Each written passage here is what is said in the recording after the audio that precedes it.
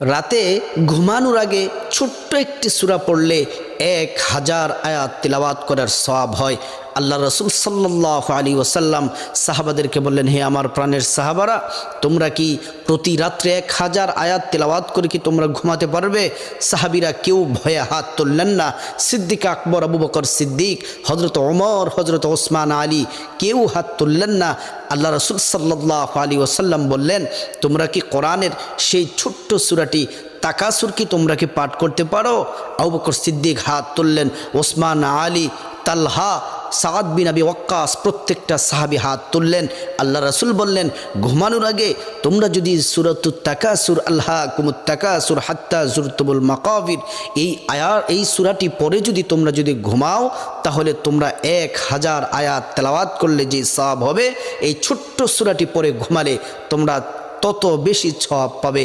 আল্লাহ তাআলা